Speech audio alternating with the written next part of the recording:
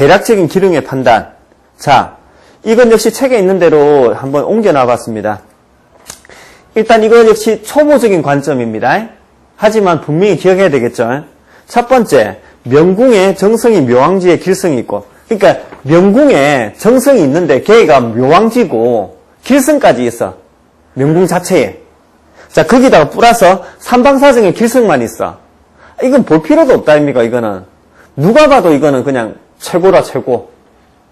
그래서 이 정도 되면 상상입니다. 근데 실제로요, 좀 더 탄탄하려면 요 상태에서 살성이 살짝 섞여주는 게 훨씬 더 탄탄합니다. 그거 아셔야 돼요. 예. 물론 방향성에 따라서 조금씩은 다르기는 하지만 어쨌든 그게 바로 어떤 그런 한마디로 예방접종. 그래서 우리가 건물 지을 때도 철구조물도 들어가야 되고 콘크리트도 쳐야 되고 나무도 들어가야 되고 이렇게 돼야 되는데 어때요?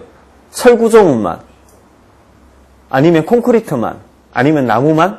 물론 특수한 건물들은 그렇지만 보편적인 건물은 그렇지 않다 아닙니까? 그죠? 그래서 이것저것 섞여가지고 있을 때 훨씬 더 효용성을 발휘한다 이렇게 보시면 돼요. 자, 그 다음에 명궁에 길성이 없고, 자, 명궁의 위에는 길성이 있다라고 했는데 밑에는 지금 길성이 없다라고 이제 이야기했네요. 그 다음에 삼방에 길성이 있을 때 상차, 그 다음이라고 이야기했네요. 자, 이 이야기는 어떤 데 포인트가 있냐면, 일단 길성은 내한테로, 자, 길성 중에서 대표적인 게 화룡록존이죠. 명궁으로 들어오는 게 좋아요. 자, 근데 보필과 괴월은 어떻다고? 펼쳐지거나 대궁에서 보는 게 좋다라고 이미 이야기를 갖다 했죠. 그래서 보필, 괴월은 마주 보니까 내한테 하나는 있을 수가 있고, 보필은 오히려 내한테 들어오는 것보다는 협으로 펼쳐지거나 삼방으로 펼쳐지는 게 훨씬 더 효용성이 큽니다. 그거는 그 별의 특수성 때문에 그런 거고, 그냥 보편적인 길화는 안으로 들어오는 게 좋아요. 특히 화룡록존, 문창문곡. 됐죠? 응. 자, 그렇고, 근데 참고적으로, 아까도 이야기했다시피 문창문곡은 안으로 들어올 때 반드시 다른 길성하고 섞여야지 다른 길성 없이 문창문곡만 이 명궁으로 들어왔을 때는 오히려 안 좋게 발현될 가능성이 크다 그랬습니다. 특히 고서에 보면 특히 여명에는 문창문곡이 명신궁에 있으면 오히려 안 좋다라고 바로 표기할 정도로 그래요. 그러니까 창곡이 파란색이라고 길성이라고 너무 이미지 속에 굳어지면 안 됩니다. 됐죠? 그래서 다른 길성하고 있어야 된다. 자, 그래서 그걸 상차, 그 다음이라고 했고, 그 다음에 명궁의 기륭 없이, 이제 길과 흉이 그렇게 크게 없이, 삼방에도 그냥 보통으로 무미건조한 어떤 그런 형태가 됐다. 그럼 우리가 그냥 보통의 어떤 명반이다. 그 다음에 명궁의 정성의 함지에 살성이 있고, 록과 기라가 동시에 있다. 지금 뭔 이야기 하냐. 명궁에 지금 길살성이 혼재되어 있다. 그러면서 명궁의 정성이 함지에 있다라고 했네요. 그죠?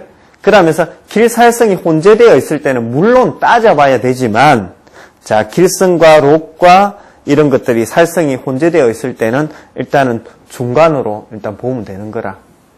이거는 두리뭉실한 기준입니다. 이거 지금 하는 거는. 절대적인 기준이 아니고. 자, 그럼 중간으로 분류됐던 게 두 가지가 있었네요.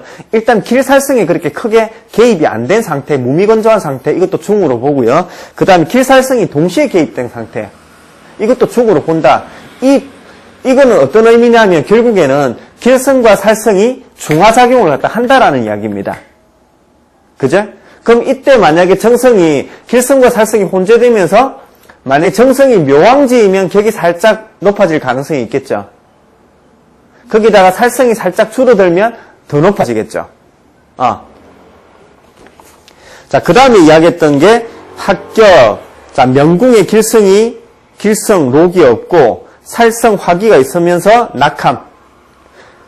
정성이 묘왕지가 아니고 함지나 한지고 있으면서 길성은 없고 살성만 있다. 이건 그냥 무조건 합격으로 이제 분류하는 거죠, 지금. 그 다음에 이야기했던 게 뭐냐면, 명궁의 정성이 묘왕지에 삼방의 살성, 이거는 파격이라고 분류했습니다. 자, 그래서 합격과 파격의 분류에 대해서 이렇게 명료하게 구분하실 필요는 없지만 지금 무슨 이야기를 갖다 전달하려고 하냐면 합격이라는 거하고 파격이라는 것에서 잠시 한번 생각해 봅시다.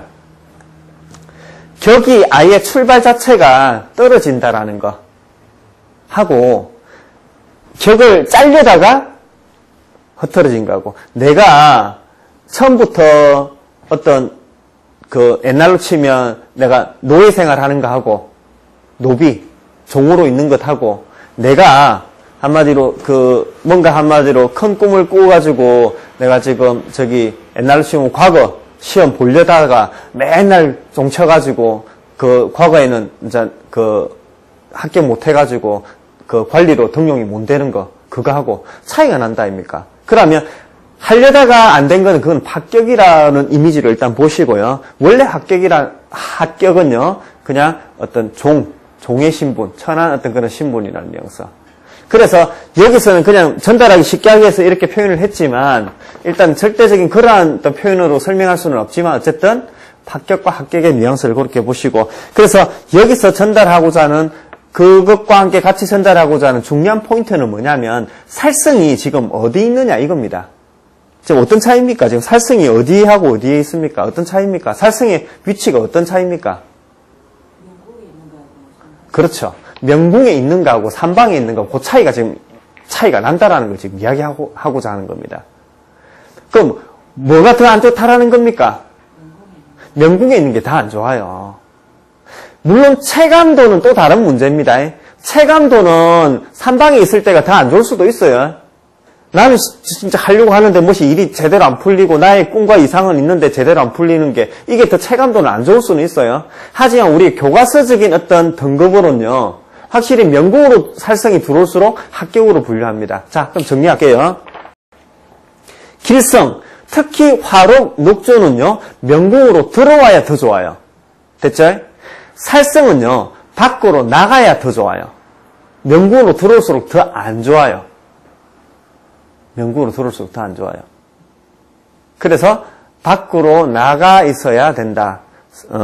그래서 우리가 옛날에 천동 같은 경우는 격발격국으로 성화시킬 때도 어떻게 돼야 된다 그랬어요? 천동이 화록을 쥐고 있으면서 대궁에서 경량이나 화기가 때려줘야 되는 거라. 만약에 지가 만약에 경량이나 화기를 그냥 동궁하고 있어 버렸다면 그게 많이 떨어져 버려요. 그래서 살성이 어디에서 지금 들어오는가 그 차이가 크다라는 거죠. 그럼 여기서 추가적으로 잠깐만 이야기를 하면 그러면 일단 정성이 있으면서 살성이 있는 것과 정성이 없으면서 살성이 있는 것은 또 차이가 크겠죠. 정성 없으면서 살성만 등결연이 있는 것은 아주 떨어질 가능성이 크다. 그래서 실제로 화성, 영성이 명신궁에 있으면 정성 없이 명신궁에 있으면 어려서 한마디로 부모를 일찍 여인다 이렇게 표현을 할 정도로 예. 자, 그래서 기륭 판단 금방 이야기했던 것은 길성과 살성의 어떤 유무에 따라 가지고 또 위치에 따라 가지고 살짝 구분을 해봤는데 대략적인 구분이지만 이 기준은 그야말로 일단 기본적으로 우리가 알고 있어야 되고 적용해야 될 어떤 그런 부분입니다. 자, 그 다음에 9번 궁의 우선순위 했습니다. 자, 남자는요 명신궁이 우선합니다. 남녀 공이 명신궁은 무조건 우선입니다. 이거는 어떻게 할 거 없어요. 그래서 명신궁이 일단 기본이고요. 그 다음이 제백관록천이 그 다음에 들어와요. 근데 사실은요, 명신궁, 특히 명궁을 본다라는 것은 제백관록궁을 천의를 갖다가 동시에 본다라는 의미이기 때문에 솔직히 그거는 좀 달라요. 이게 제가 이야기하고자 한 건 좀 달라요. 그래서 포인트가 어디냐 이겁니다. 지금 포인트가 명신궁이냐 그러면 포인트가 제백관록궁일 때는 관록궁 입장에서 협과 삼방사정을 또 봐야 된다 이 말입니다. 그러면 명궁이 어떻는지 명궁이 어떤 놈인지를 본다 이 개념은요 그냥 명궁만 본다라는 게 아니고 명궁 입장에서 혁과 삼방사정이 동시에 딱 삐치는 상황을 보면서 얘가 점수가 몇 점인지 파악을 해야 된다는 거죠. 그러면 재백궁이 어떤 건지를 갖다 보려고 한다면 재백궁의 혁과 삼방사정이 어떤 건지를 파악해야 된다는 거죠. 그래서 요거는 자미두수를 하려면 요거는 그냥 딱 습관화 해야 돼요. 처음에는 힘들어요. 그렇지만 이게 습관화 되면요, 내 진짜 장담할게요, 명료합니다. 그래서 일단은 그 궁 포인트만을 이제 놓고 이야기를 갖다가 해보면 명신궁이 첫 번째 포인트고요.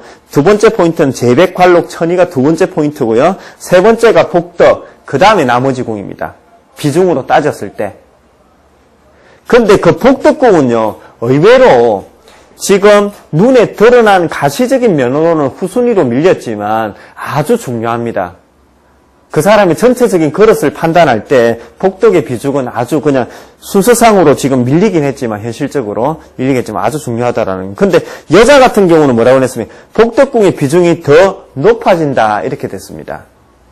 그래서 지금 다른 순서 그대로 보시고요, 복덕궁의 비중을 남자보다 더 높여서 본다 이렇게 보시면. 그러니까 책에 보면 이렇게도 해놨습니다. 여자는 뭐 부처궁, 자녀궁 이런 궁을 좀 더 소중하게 본다. 이것도 지금 틀린 말이 아니거든요. 하지만 일단 그 사람의 그릇을 갖다 볼 때는요, 어쨌든 이러한 순으로 일단은 남자 보는 식으로 일단은 봐 들어가면서 복덕궁의 비중을 좀 더 높여준다.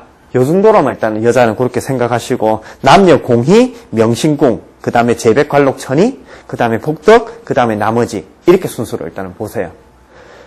그래서 그릇을 판단할 때는 그렇게 보시고요, 이 사람의 어떤 성정, 성향, 경향성, 그리고 근본, 베이직 이런 걸 갖다가 판단하겠다 하면 명신궁과 복덕궁을 먼저 봐야 됩니다. 그래서 과연 이 사람이 어떤 사람일까? 그래가지고 여기서는 이렇게 지금 분류했지만 나중에 여러분들이 자꾸 보시다 보면요, 어떻느냐면 이렇게 지금 분류해놨지만 이 분류는 그렇게 큰 의미가 없어요. 왜? 결국 같이 봐야 돼요. 예를 들어서 자, 명궁과 재백관록궁이 좋잖아요.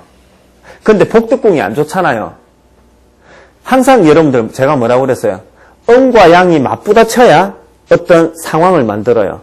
A와 B가 있을 때 공간이 만들어져요. 그게 무슨 말인가 하면 결국 A와 B가 동시에 있을 때 공간, 현실이 만들어진다고. 그러면 A를, 그러니까 양적인 에너지를, 명궁의 혁과 삼방사정이 양적인 에너지라면 음적인 에너지가 복덕궁이라고 보시면 돼요. 그래서 그걸 얼마만큼 그릇을 키워줄지, 얼마나만큼 받아서 이 복을 갖다 크게 누릴지. 예를 들어서 명궁의 혁과 삼방사정에 복이 100이 들어있다라고 가정해 봅시다. 근데 복덕궁의 복이 약하면요, 이 100이라는 복을 한 60, 70밖에 못 받아먹어요. 근데 명궁의 혁과 삼방사정을 보니까 이 봤을 때 열피 별로 안 좋아 이거. 이래가지고 복이 보니까 한 3, 40밖에 안 들어있어요. 근데 복덕궁이 좋아. 그럼 이 복을요, 오히려 크게 받아먹어요. 5, 60으로 높여줘요. 이 5, 60은 별로 좋은 거 아니다 이가. 근데 이 사람이 체감도는요, 훨씬 더 높아요. 제가 이야기했잖아요. 내가 정주영인데 망해가지고 지금 1000만 원밖에 없는 거 하고, 내가 거리에 그림인데 1000만 원이 갑자기 생긴 거하고 체감도가 다르잖아요. 그래서 격이 떨어진다라는 것은 이 사람의 사고방식 자체가 일단 조금 낮아요. 욕심이 크지 않다라는 거죠. 거기서의 5, 60점 정도의 상태라면 우리가 보통 이야기하는 보편의 삶을 살 수 있다라는 거죠. 그래서 결국 복덕궁이라는 것과 명궁의 혁과 삼방사정은 같이 믹싱해서 봐야 된다는 거. 자, 그렇게 보시고요. 그 다음에 운세. 자, 지금 이렇게 논하는 거는 일단 개괄적인 걸 한번 싹 훑기 위해서 논하는 거지, 운세는 여러분들 아직까지 보실 필요 없습니다, 절대. 그래서 제가 항상 강조하는 거는 뭡니까? 그릇을 보라. 그릇 자체의 운세를 갖다가 있으니까 그 그릇 자체에서 어떤 흐름을 보라. 이게 저의 어떤 관점이거든요. 그러고 나서 나중에 운세를 갖다 봅니다. 하지만 구체적으로 이야기를 한번 해보면요, 큰 흐름을 그릇, 인생 전체. 자, 금방 했던 이야기죠. 운세는 말 그대로 그릇 자체에서 운세를 파악해야 된다고. 자, 예를 들어 볼게요. 만약에 우리가 지금, 우리 그래도 이제 관상 공부를 조금 했다 아닙니까? 아니면 관상 공부를 안 해도 옛날 어른들이, 그 싶은 나무는 이렇게 떡잎부터 안다라고 했다 아닙니까? 그러면 애기들 노는 걸 갖다 보고 아니면 어떤 청년들이 노는 걸 갖다 딱 보고 처세를 갖다 딱 보면서 어른들이 어때요? 아, 쟤는 나중에 뭐든지 할 수 있는 애겠구나 라는 그런 감을 잡잖아요. 그게 흐름이라고. 비록 이 사람이 지금 현재 가난한 집에 태어났지만 나중에는 뭔가를 갖다 해나갈 수 있는 어떤 사람이다라는 라인을 잡을 수 있잖아요. 그때 그래프가 어떻게 그래요? 처음에는 낮게 있다가 지금 뒤로 갈수록 성과물이 그래프가 올라가잖아요. 근데 어느 부잣집의 아들내미가 맨날 보면은 술집에 기생집에 있으면서 노름이나 하고 일도 막 벌려놓고 지 돌보도 안 하고 그러면 어른들이 딱 보기 어때요? 아, 쟤는 지금 저렇게 풍요로움을 누리지만 나중에 쪽박 차겠구나. 어때요? 그래프 지금 하향하잖아요.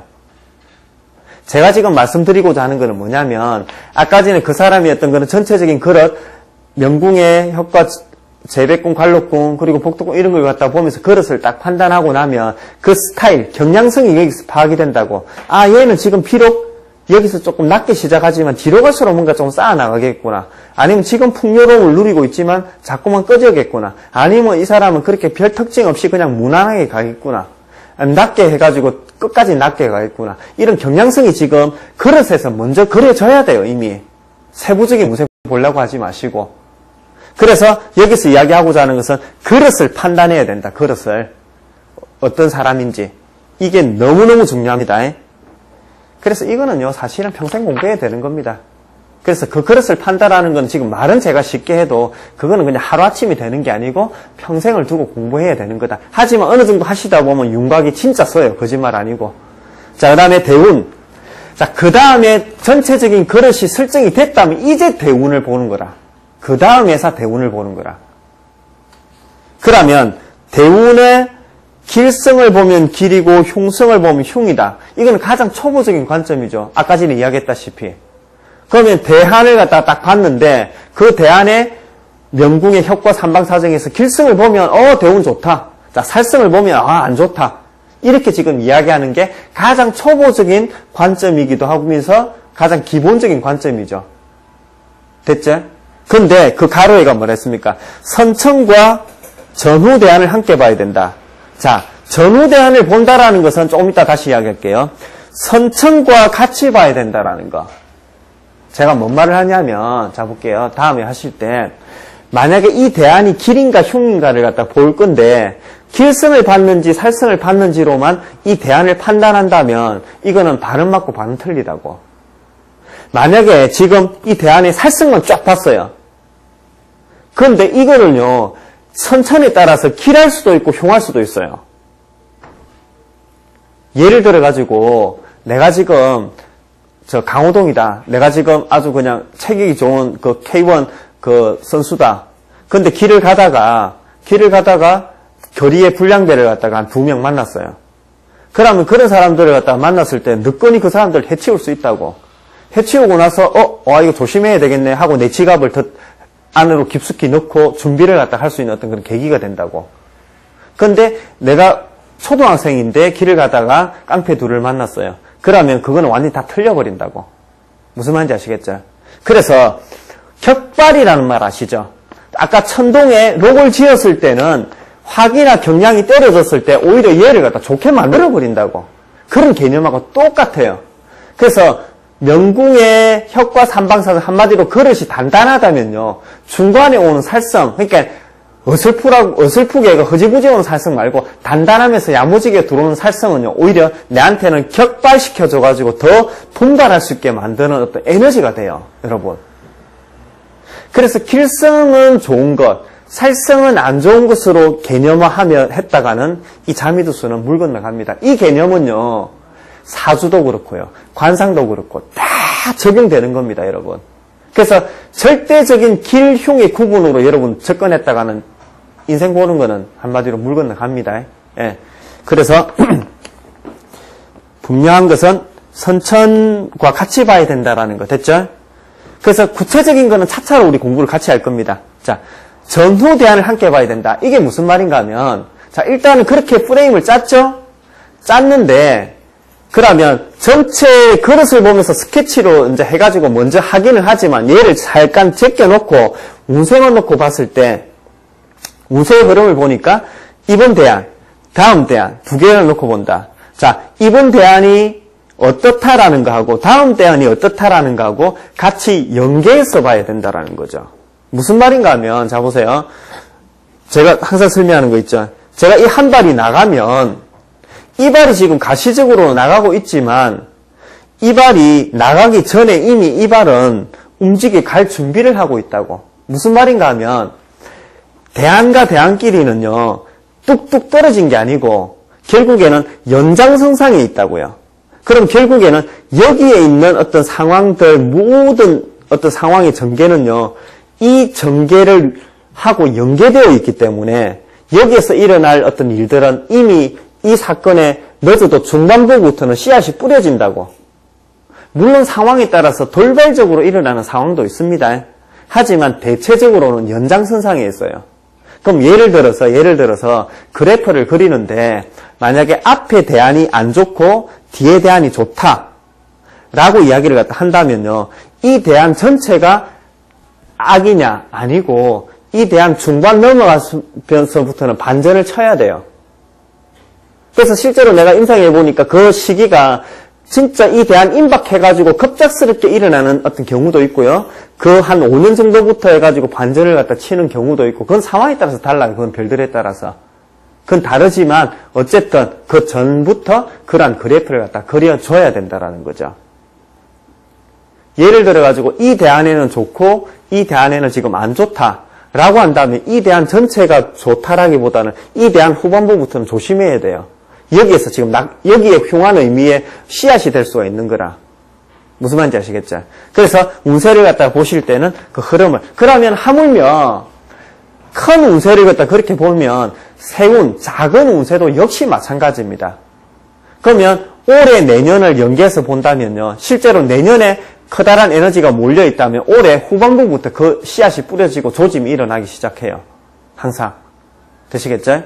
자, 봄에서 여름 오고 겨울에서 봄 오고 할 때 어때요? 딱 그냥 갑작스럽게 오늘부터 저리비리라 해가지고 딱 햇볕 쨍 해가지고 따뜻해지던가요? 아니잖아요.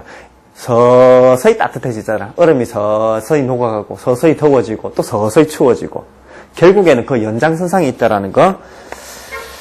자, 그 다음에 세운을 볼 때 세운은 우리는 유년만 본다고 그랬죠? 소환과 유년을 보는데 유년만 본다고 그랬습니다.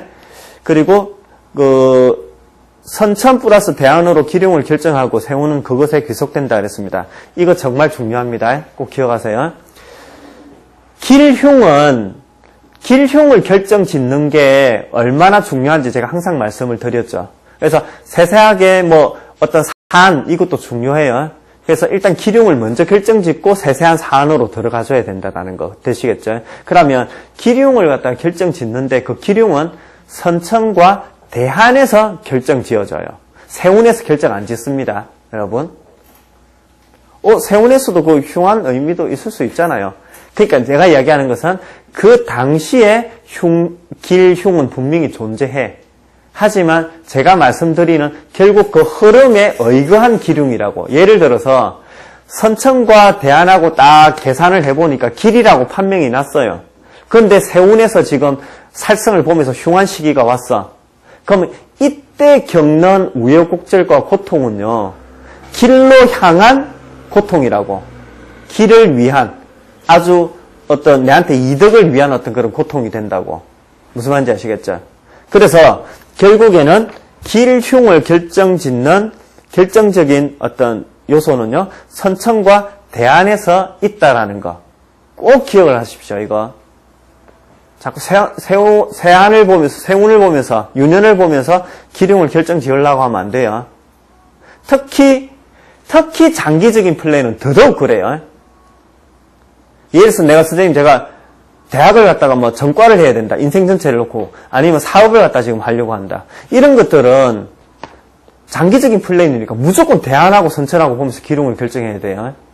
그때 세운 보면서 뭐 내년에 하라. 뭐 이런 거는 그거는 안 돼요. 세운만 보고 하는 거는 절대로 안 돼요. 흐름을 대안에서 잡아야 된다. 좀 단기적인 거에 대해서는 세운을 보면서도 어느 정도 이야기해 줄 수는 있습니다만 장기적인 플레이는 반드시 대안 선천을 본다. 자, 그 다음에 상계. 자, 이거는요, 어떤 의미냐면, 우리가 부처궁의 태음이면, 이거는 이제 통변성으로, 이것도 어느 정도 이치는 있습니다만, 이거는 조금 더 활법입니다. 조금 더 융통성을 부려서 쓰는 방법이거든. 그렇기 때문에 요거는 실제 실전 통변에서 조금 응용해서 쓰실 수 있기 바랍니다. 자, 부처궁이 태음이면 배우자 명신궁이 태음일 가능성이 높다. 근데 일단 뭐 내용 쉽죠? 그래서 내명반을 딱 보니까, 내명반을 보니까, 내명반에 부처궁에 태음이 있어. 그럼 그 태음이 명신궁에 있는 여자가 내한테 올 가능성이 크다고. 되시겠죠? 그러면 요걸 좀 더 확대 해석하면요. 그러면 일단은 여기서 이야기한 것은 내 옆에 있는 궁을 갖다 이야기한 거고 내 프레임만 가지고 논한다면 내가 만약에 기월 동량의 격국이다 하면 기월 동량의 격국이 올 가능성이 크죠. 살파랑이나 강한 격국이라면 강한 격국이 올 가능성이 크죠. 일단 그거는 또 그러한 경향성이고. 되시겠죠? 자, 근데 특히 궁합 볼 때는 뭘 갖다 제가 보라고 그랬습니까? 격을 봐야 돼요. 격을 봐야 돼요. 그래서 그 어떤 경향성 플러스 격을 봐야 된다. 예를 들어서 내가 파격인데 격이 짜진 사람하고 되기는 힘들다. 만약에 된다면 그것은 이별할 가능성이 크다라는 거죠. 예. 그래서 격을 보는 것은 결국 궁합을 갖다가 볼 때도 아주 중요하다. 그 다음에 이야기되는 것이 삼멸관. 자, 이거는 뭐냐면 두관, 중관, 말관. 한마디로 초중말입니다. 우리 왜 환절기에 감기 잘 걸린다 아닙니까? 자, 그러고 우리 지금 딱 우리 목욕탕에 가잖아요. 목욕탕 가면 일단 뜨거운 물에 딱 들어가면 어때요? 어우, 뜨거워 이렇게 딱 느끼다가 조금 있으면 어때요? 그냥 그 뜨거움보다는 오히려 따뜻하고 좋다라는 느낌을 많이 받죠. 이게 무슨 말입니까? 체감도입니다. 체감도. 그러니까 에너지가 싹 바뀔 때, 그러니까 바뀌는 그 시점에서 어떤 변화가 크게 일어날 가능성이 크다라는 거. 그러고 마지막 그건 처음과 끝이죠. 그거는 바뀌는 시점이니까. 그래서 처음과 끝이 그럴 가능성이 크다라는 거하고 중간하고 요 세 개 포인트로 일단은 딱. 그래서 그럼 이러한 포인트를 우리가 알고 있어야 지금 전체적인 스케치를 할 때 아주 중요한 거라. 예를 들어서 10년이라는 어떤 그런 큰 흐름 속에서 이 사람한테 부처와의 관계가 안 좋을 가능성이 크다라고 일단 내가 지금 파악을 했어. 그럼 이 대안 안에 일어날 가능성이 큰데 그럼 그 시기가 일단은 초중 말이니까 초반, 중반, 후반 특히 초반과 후반에 일어날 가능성이 크다라는 거죠. 가능성상으로. 이 세 개 중에서는 초반과 후반이 가장 에너지가 크거든. 그 다음에 두 번째가 중간이거든. 그럼 그 중에서 세운을 봐가지고 좀 더 가능성이 큰 세운을 갖다 딱 집어내면 되겠죠. 그래서 예를 들어서 3대안이라면 3세가 두관, 8세가 중관, 12세가 말관이 된다.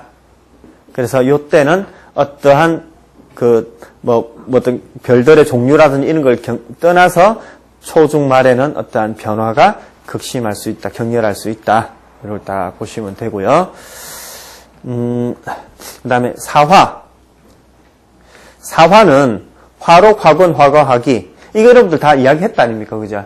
그래서 이 부분에 대해서는 여러분들 다시 한번 이야기하는 이유는 결국 자미두수를 파악할 때는 아까 앞에서 이야기했던 별들의 구성, 그 다음에 궁, 그 다음에 여기서 이야기하는 사화. 얘네들을 가지고 상황 판단이 지금 들어가는 겁니다. 그럼 화록에서는 제록의 의미가 있다. 화권에서는 권력 지위, 화가에는 인지도 명예, 화계에는 좌절 장애 이런 의미가 있다는 걸 이미 여러분들 알고 있다 아닙니까? 근데 중요한 거는 하나 더. 화록은 발생이고 화기는 결과라는 거. 그게 스토리 라인이 된다라는 거. 그럼 그 사화 가지고만 스토리 라인을 짜느냐? 아니, 그렇지는 않아요. 그러니까 스토리 라인을 짜는데 참고하는 중요한 어떤 소스가 된다라는 거 꼭 기억을 갖다 해주시고요. 그 다음에 쌍록을 그 가로해가지고 해놨네요. 쌍록 같은 경우는 협과 삼방에 있을 때 효용성이 크게 일어난다. 요거 꼭 기억을 갖다 해 주십시오. 쌍록은 협과 삼방에 있을 때. 쌍록은 뭡니까? 화록하고 록존이 두 개죠. 두 개를 갖다가 이야기하는 건데 협에 있을 때와 삼방에 있을 때. 그래서 사화에 대해서도 이제 그게 들어가면 다다음 시간 되면 좀 더 구체적으로 이야기가 될 겁니다. 그 다음에 14번 사안유추. 자, 요거까지 하고 마치도록 할게요. 자, 궁선의 중첩. 이제 다다음 시간 되면 좀 더 구체적인 내용이 나올 텐데요. 자, 그 밑에 보시면 궁선의 중첩 해가지고 본궁과 대궁 위주로 본다 이래놓고 명천선, 제복선, 부관선, 자전선, 경로선, 부질선이라고 이야기를 갖다 했네요. 자, 이제 전체적인 흐름을 그릇을 파악하고 이제 저 큰 대안을 보면서 흐름을 갖다 구체적으로 파악하고 난 다음에 세운을 파악하면서 이제 구체적으로 뭘 해야 됩니까? 이제 사안유추에 들어가는 거라. 그 다음에 근데 그 사안유추를 들어가는 데는 금방 이야기했던 궁선의 중첩을 가지고 사안 무슨 일일까를 갖다 파악하는 거라. 그래서 궁선의 중첩이라는 말은 뭔 말이고 도대체. 자, 궁선은, 자 보세요. 선천의 궁선은 하나입니다. 자기가 명궁이 있으면 우쪽으로 명형, 부자, 재질, 천록, 관전, 복부 이렇게 막 돌아가잖아요. 그죠? 그건 정해졌잖아. 근데 우세가 딱 돌아가면서, 그러니까 대한이 돌아가면서 또 다른 하나의 명칭이, 그 궁마다의 명칭이 붙여지잖아요. 그러면 그 궁선이, 대한의 그 어떤 명칭하고 선천의 그 명칭하고 겹쳐지잖아. 그러면 그 겹쳐지는 선들을 가지고 이제 어떤 산일지를 갖다가 이제 유추하기 시작하는 거라요. 그래서 그 구체적인 것은 다시 한번 하겠지만 결국 여기서 중첩이라는 것은 선천과 대한의 중첩이라는 겁니다. 무엇에? 그 궁선에. 예. 그래서 다음에 그림을 보시면서 명관을 보시면서 하시면 훨씬 더 이제 그 쉽게 이해할 수 있을 겁니다만 일단은 이렇게 그 궁선의 중첩으로 사안을 구체적으로 유추한다. 요것만 아시면 돼요. 자, 중첩될 때 명궁원 후순위. 그러니까 명궁 같은 경우는 일단은 좀 중립적인 의미, 그러다 보니까 다른 어떤 스토리보다는 일단은 후순위로 조금 몰려요. 예를 들어서 선천의 명천선에 대한의 제복선이다. 이렇게 되면 제복선이 훨씬 더 그 어떤 중점적인 사안의 스토리일 가능성이 큰 거라. 되시겠죠? 자, 그렇게 보시고 사안을 유추하실 때는요, 하나만 더 적어 놓으십시오. 금방 이야기했던 것은 궁을 가지고 유추하는 거거든요. 됐죠? 자, 근데 이것만큼이나 중요한 것은 별을 보고 유추하는 겁니다. 앞에 이야기했잖아요. 별을 보고 유추한다고. 그래서 예를 들어서 명천선이라는 것은 변화를 의미해요. 이동, 변화. 근데 자, 별이 거일이다. 그러면 그 거일이라는 별 자체가 변화, 이동, 역동성 이런 걸 갖다가 의미한다고. 그러면 거기 명천선이면서 거일이 딱 됐다. 이래 되면 이동, 변화 의미가 훨씬 더 증폭되겠죠. 그러니까 별을 보고도 그 어떤 사안, 스타일, 형상을 갖다가 유추를 갖다가 한다라는 거 꼭 기억을 해주시고요. 조금 전에 이야기했던 사화를 가지고도 유추를 한다. 하지만 일단은 대한의 유추는요, 사화보다는 일단은 그 궁선과 이 뭐라 해야 되나, 별과의 어떤 그 상태를 가지고 어떤 사안의 유추에 들어가는 의미가 크다라는 거. 자, 여기까지 하겠습니다.